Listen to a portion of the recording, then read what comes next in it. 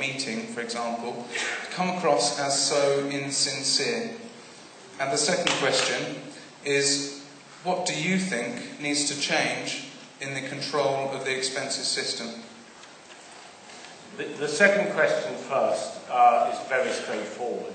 It needs to be set up as an independent body from Parliament, but it needs to wait for it will need to wait for the Kelly proposals. On the first, I think it is right to have had this meeting tonight. I pledged it, as I pointed out at the beginning, absolutely instantaneously in my first news interview after I resigned as David's advisor. I think it's right to have it. You have your right to think that it's an insincere gathering. I think it's an important gathering. Thank you. The gentleman here, please. My name's Colin Tipper. I've been in Blackburn since it was a building site, I would say, so when it first started.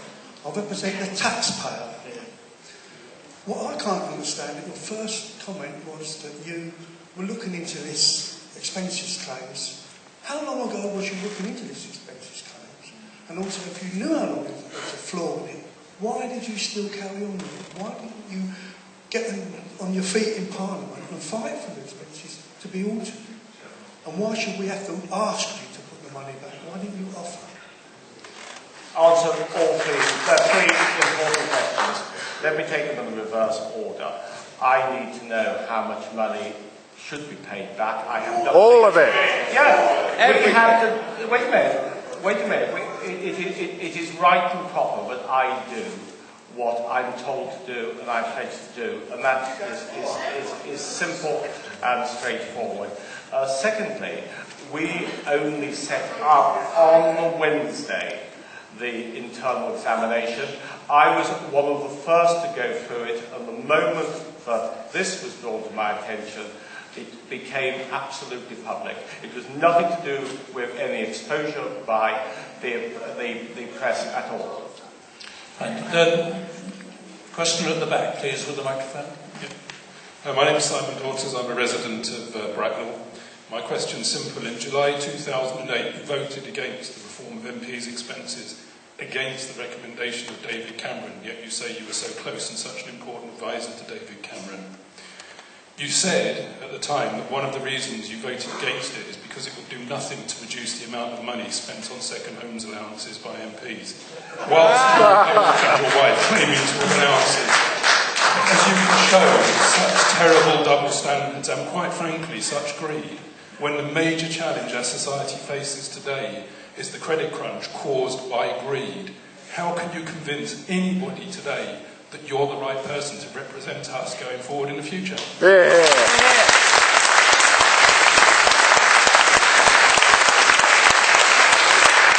I want to answer your very specific question on that vote last year. By the way, the quote I don't recognise, but we can come back to that at another time.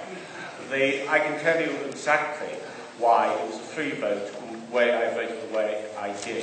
It was a motion covering a large number of issues, including huge expense of taxpayers' money, of having outside auditors come in.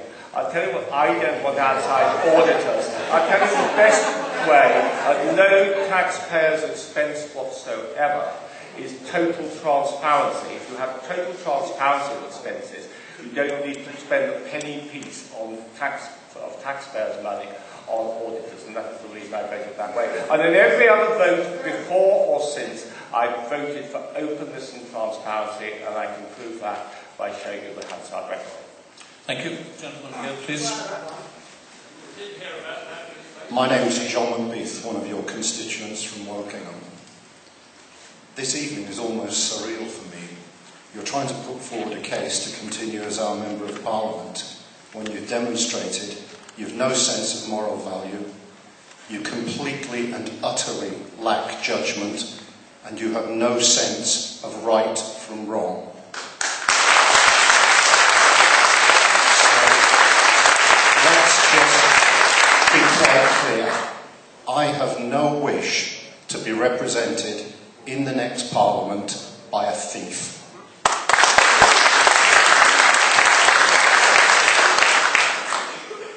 My name's Steve Roaston, I'm one of your constituents. I'd just like to know why, if you've made an error of judgment, you need to be told to pay the money back. Why don't you just sort of stick 100k as a deposit and then you can work the numbers out afterwards?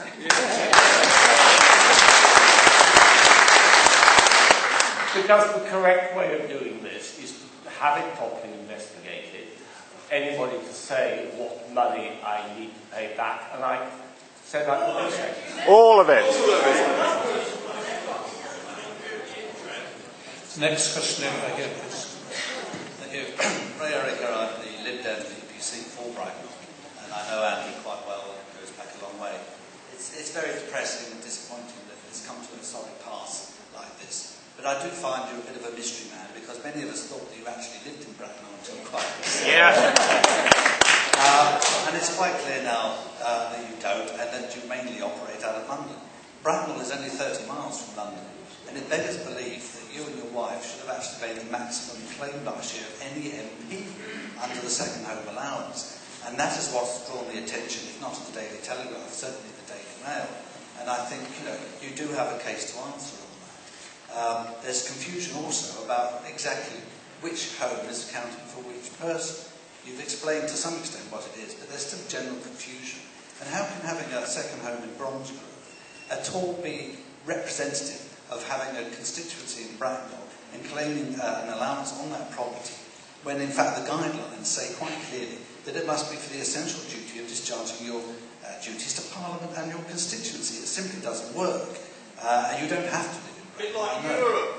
But having said that, to claim a second home allowance in respect of a place which is miles away simply doesn't wash. The other point I'd like to make is that the Fees Office are complicit in this, and I think the whole system in Parliament needs shaking up, and it's one thing that we as a party will actually do. Thank you. Ray, I have never said that I've lived in this constituency. I have not lived in this constituency.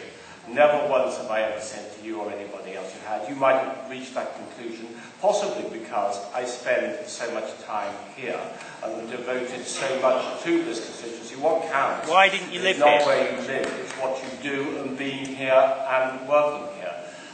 Why don't you live here? Absolutely important. And you judge me on results, you judge me on what I do in Parliament, but even more importantly, what I do in the constituency, not necessarily where I live. What about Bromsgrove? Can you take the question here, please? Good evening, Mr. Andrew Mackay. My name is David Harris. I've been in Bracknell for 50 years, and I can remember the day you went into Parliament. And the question I would like to ask you is that if you asked about a second home, and you went about it the right way, and why are you then having to take the blame for other people's faults? Why shouldn't the people that you ask the questions to be taking the blame? Morals. The answer to that question, Mr. Harris, is first of all, the people concerned are now retired.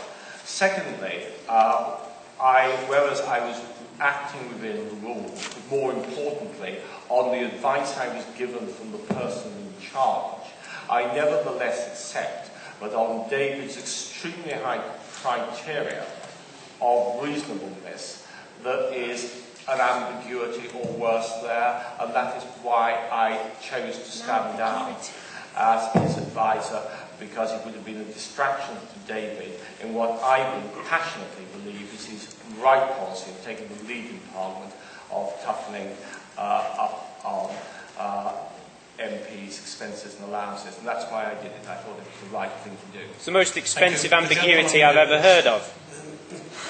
Good evening, Andrew.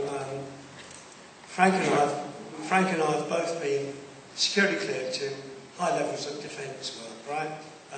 And if we had fiddled our expenses, or even there was a doubt on our expenses, we would have lost our security clearance.